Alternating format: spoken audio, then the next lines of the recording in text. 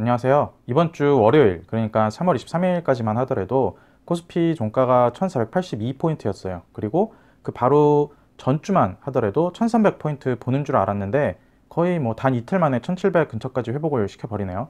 시장의 변동성이 엄청나게 큰 장입니다.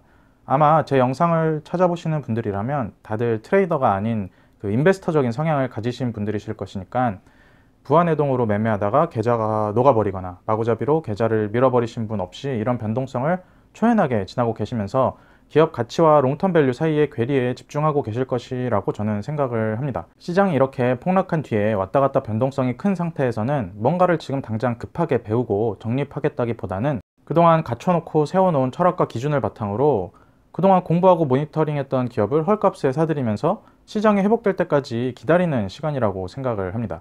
어떤 기업을 사야 하는지, 이 기업의 경쟁력이 무엇인지 알고 있고 이미 스터디가 되어 있어야지 이런 하락장에서 매수를 할 수 있고요.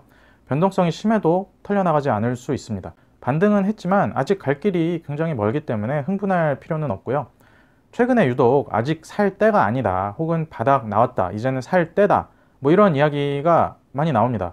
이 때라는 것, 그러니까 마켓 타이밍은 어차피 잡을 수가 없습니다. 그래서 그 때라는 것에 집중하기보다는, 타이밍에 집중하기보다는 시장의 위치가 어딘지 파악하는 데 최대한 집중을 해야 됩니다. 저도 그러려고 하고 있고요. 이미 하락장 전에 종목 선정 기준이나 투자 방법론에 대해서는 많은 이야기를 드렸으니까 오늘은 이런 시장에서 중심을 잡을 수 있도록 우리보다 수십 년을 앞서서 지금 우리가 걸어가는 길을 이미 지나간 거인들은 무슨 말을 했는지, 그 길을 이미 지나가서 거대한 업적을 이룬 거인들이 한결같이 가리키는 방향은 어디인지 체크를 해보겠습니다. 두 거장의 이야기를 소개해 드리려고 하는데요. 한 명은 직전 영상에서 인터뷰를 소개해 드렸던 하워드 막스고요. 또 한 명은 투자 거장들조차 스승으로 삼고 있는 거인 중에 거인이죠. 필립 피셔가 약세장에 어떤 이야기를 했는지 알아볼게요. 저는 저 같은 특별한 인사이트가 없는 일반인에게 이 주식 투자는 좀 앞이 안 보이는 길을 걷는 것과 같다고 생각하거든요. 앞이 안 보이는데 시장에서는 온갖 전문가들이 각종 시황을 쏟아놓으면서 무수한 소음이 흘러나오고 있어서 길을 찾는데 크게 도움은 되지 않고 있어요. 이런 때일수록 불필요한 소음은 싹 걸러내고 본질에 집중해야 된다고 생각을 합니다.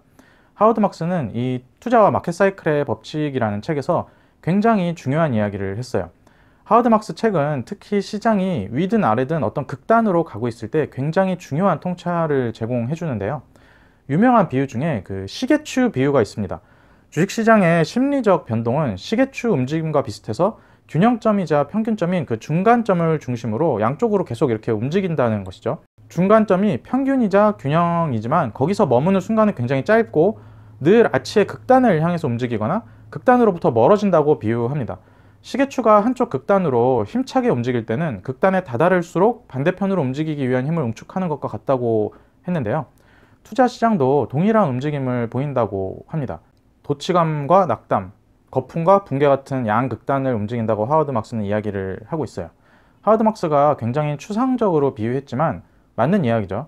우리의 사고는 굉장히 직선적이잖아요. 우리는 그 주가 움직임도 차트를 펼쳐서 어떤 추세가 지속된다고 생각하는 경향이 있습니다. 떨어지는 것은 계속 떨어질 것이라 생각하고 오르는 것은 계속 오를 것이라 생각을 하죠.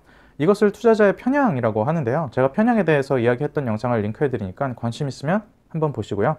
그리고 그런 직선적인 추세가 시계추 움직임에 따라 그 깨지는 순간이 오면 이런 추세성의 지속을 바탕으로 투자했던 사람들은 큰 혼란에 빠집니다. 그런 큰 혼란은 심리적으로 과도한 반응을 만들어내고 양극단에서 굉장히 빠른 되돌림을 만들어내죠. 어떤 직선적인 모멘텀에 대해서 사람들은 그 움직임이 더 심화될 것이라고 생각을 하는데 하워드 막스의 말은 그렇지 않다는 것입니다.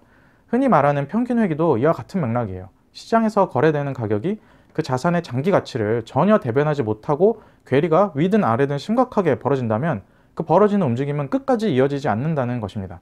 괴리가 벌어질수록 회귀는 빠르게 일어나겠죠. 그래서 하워드 막스는 책에서 이런 말을 했어요. 시장 참여자들이 극도로 리스크를 회피하게 되면, 즉 시장 참여자들이 시장의 위험만을 인식해서 자산의 보유나 매입을 극도로 꺼리게 되면 역설적이게도 그 자산 가격이 그 가격에서 더 이상 투자자가 부담해야 할 리스크가 없는 수준까지 하락하게 되고, 반대로 시장 참여자들이 극도로 탐욕을 부리게 되면, 즉 시장 참여자들이 시장의 기회만을 인식해서 자산 매입을 경쟁적으로 하게 되면 역설적이게도 그 자산 가격이 더 이상 투자자들이 기대할 기회가 없는 수준까지 높아지게 된다.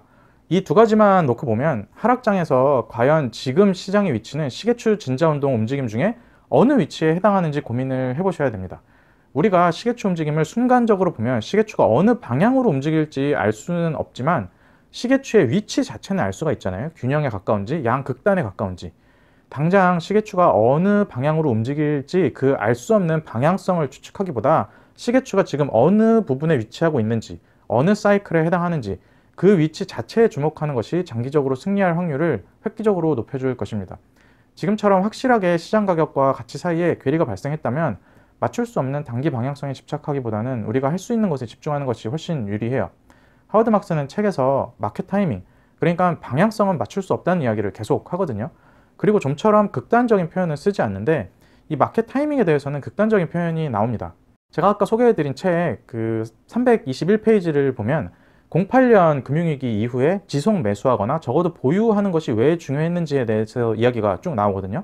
극단의 사이클을 인식하고 혼돈스러운 상황에서 투자자가 무엇을 했는지가 굉장히 중요하다고 하워드 막스는 강조를 하고 있습니다. 포지션을 계속 들고 있었다면 손실을 전부 만회했을 것이고 추가 매수했다면 수익으로 연결했었겠죠. 그러나 신용 매수를 해서 증거금을 채워넣지 못해 털려나갔거나 하락 공포에 이기지 못하고 약세장 한복판에 팔아버렸다면, 그래서 그 사이클 반등에 참여하지 못했다면 하워드 막스는 이를 놓고 투자자의 죄악이라고까지 이야기를 합니다. 하락 변동의 기회, 리스크가 없는 수준의 자산 가격을 영구적 손실로 날려버리는 것이라고 이야기를 해요. 하워드 막스는 책에서 시종일관 시장의 위치, 그러니까 방향성이 아니고 사이클에서 지금 시장의 위치에 대해서 강조합니다. 이를 읽은 투자자였다면 이번 하락장에서 조금은 더 잘 버틸 수 있었겠죠. 하워드 막스 인터뷰나 책을 찾아보시면 막스는 셧다운, 병의 확산, 이런 시장의 시황이나 환경적인 이야기를 전혀 안 하거든요. 계속 가치와 가격 사이의 괴리에 주목해야 된다는 이야기만 반복합니다. 하워드 막스가 과연 그 문제들을 몰라서 이야기를 안 할까요? 저는 그렇게 생각하지는 않아요. 결국 중요한 것은 본질이라 그런 잡다한 메시지들을 언급하지 않은 것이라고 생각을 합니다. 직전 영상에서도 말씀드렸다시피 막스가 한마디로 정리해버리잖아요. 그런 것을 추측하는 것은 트레이딩 멘탈리티다. 그리고 나는 투자자다. 투자자는 지금 가격과 롱텀 밸류를 비교한다. 저는 이 말이 너무 멋있는 말이라고 생각을 해요. 우리도 결론 없는 우려와 맞출 수 없는 타이밍에 대한 고민들, 시황 이런 것들을 계속 듣고 반복하기보다는 집중할 수 있는 것에 집중을 해야 됩니다. 그리고 이런 시장에 대해서 필립 피셔는 정말 매우 직설적인 화법으로 이야기를 해요. 이 위대한 기업에 투자하라 라는 피셔의 역작에서 피셔는 약세장에 대처하는 자세에 대해 직접적으로 이야기를 합니다. 심지어 처음 책을 시작할 때조차 피셔의 철학을 알 수 있어요. 이 책의 첫 장에 이렇게 나와 있습니다. 나는 이미 굳게 결심했으니 더 이상 어떤 사실을 제시하며 나를 혼란스럽게 만들지 말아주시오. 약세장을 대하는 투자자, 그러니까 트레이더가 아닌 인베스터라면 어떤 생각을 해야 하는지 피셔가 한 문장으로 정리해버린 것입니다. 우리를 혼란에 빠뜨리는 소음에 불과한 다양하고 잡스러운 우려와 추측들을 전부 배제하고 우리가 굳게 결심하고 쌓아놓은 철학과 기준에 근거해서 투자를 일관되게 해야 됩니다. 그래야 거인들이 가리키는 방향이 보여요. 피셔는 책에서 투자자는 추측에 의존하기보다는 잘 아는 것에 집중해야 한다는 메시지를 지속적으로 던지거든요. 중요한 것은 지금 우려가 뭔지, 우려가 현실화되면 어떻게 될지 추측하는 것이 아니고 그런 우려들 때문에 급격히 낮아진 자산 가격이 우리가 알고 있는 롱텀 밸류와 괴리가 있는지, 괴리가 있다면 얼마나 발생하고 있는지에 집중을 해야 됩니다. 주가가 만약에 2200에서 2000 정도, 1900 정도까지 내려온 수준이라면 괴리가 발생한지 아닌지 좀 애매할 수도 있어요. 그런데 2200에서 주가지수가 1400까지, 1600까지 내려온 시점이라면 괴리 발생한 것은 사실 누구나 알 수 있습니다. 피셔는 이 책 6장에서 이런 말을 해요. 주식시장 전체가 하락할 것이라는 두려움 때문에 매력적인 주식의 매수를 미루는 것은 장기적으로 매우 값비싼 대가를 치르게 될 것이라는 점은 앞서 여러 차례 강조했다라고 얘기를 합니다.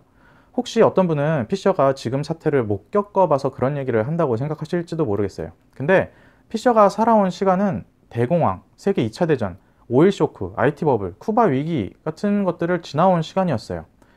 지금보다 더하면 더했지 사실 공포와 위기가 덜한 시기를 살았다고 생각하지는 않습니다. 피셔는 책에서 계속해서 주식시장의 방향성에 대해서는 상당 부분 추측에 의존할 수밖에 없고 그래서 매우 부정확하다고 이야기를 하고 있어요. 그래서 타이밍을 자꾸 맞추려 하지 말고 본질에 집중해야 한다고 이야기를 하죠. 많은 사람들이 이번 사태에서 많은 손실을 입고 공포에 팔아버린 뒤 아직은 살 때가 아니다 라고 하면서 타이밍을 잡으려고 하고 있지만 피셔는 책에서 이렇게 얘기합니다. 약세장이 찾아오더라도 투자자 10명 가운데 단 1명이라도 앞서 매도했던 종목의 주가가 자신의 매도 가격보다 올라가기 이전에 도로 매수하는 경우는 실제로 본 적이 없다. 대개는 자신이 매도했던 가격보다 훨씬 더 떨어지기를 기다리지만 막상 주가가 하락하게 되면 혹시 다른 무슨 일이 벌어질까 두려워서 여전히 재매수를 하지 못한다 라고 얘기를 합니다. 즉 중요한 것은 매매 타이밍이 아니고 매력적인 회사가 매력적인 가격까지 왔을 때 매수를 시작해야 된다는 것입니다. 피셔가 이렇게 이야기한 6장의 소제목이 언제 팔 것인가 그리고 언제 팔지 말 것인가예요. 언제 팔지 말아야 하는지 정말 명확한 가이드를 주고 있죠. 저는 투자를 시작하면서 거인들이 가리키는 방향을 그대로 따라가기로 마음먹었기 때문에 이번 장에서도 그대로 하고 있어요. 제가 예전에 영상에서 그런 이야기를 했던 적이 있어요. 어떤 사태가 무서워서 시장에서 도망가 버리고 나면 다시 들어오기가 힘들다. 왜냐하면 아직 시장에는 본인들이 무서워했던 바로 그 사태가 더 심화되고 별로 진전되지 않고 있기 때문이다. 자신을 도망치게 만들었던 바로 그 이유가 다시 시장에 진입하는데 극복하기 어려운 장애물이 됩니다. 지금 시장이 굉장히 급속하게 회복을 하고 있는데 어차피 모든 것이 끝난 것도 아니고 앞으로 변동성도 전혀 축소되지 않았기 때문에 벌써부터 흥분할 필요도 없고 저는 처음에 세웠던 전략을 지금도 그대로 하고 있어요. 주가지수 1700이라고 해도 여전히 2000보다 저렴한 상태고 2200보다는 비할 수도 없는 수준이고요. 1400선을 찍은 게 바닥인지 아닌지는 전혀 알 수가 없습니다. 다시 그걸 뚫고 1000까지 내려갈지 그런 건 알지 못하지만 저는 정해진 만큼 분할 매수를 여전히 하고 있고 보유했던 주식은 사업성이 전혀 훼손되지 않았다고 판단했기 때문에 이번 하락장에서 일부 리밸런싱 했던 물량 말고는 한 주도 팔지 않고 있어요. 며칠 전에 어떤 애널리스트가 방송에서 아직 살 때가 아니라고 타이밍에 대해서 굉장히 강하게 얘기하던데 본인의 아이덴티티가 트레이더가 아닌 인베스터라면 그런 소음에 집중하기보다는 우리는 여전히 가치와 가격 사이의 괴리에 집중하면 될 것이라고 생각합니다. 그게 우리가 할 수 있는 것이니까요. 그리고 이런 것은 상황이 반전되고 말도 안 되게 풀린 유동성 때문에 혹시 유동성 장세가 찾아와서 강하게 지수가 상승하더라도 똑같이 적용할 수 있어야 돼요.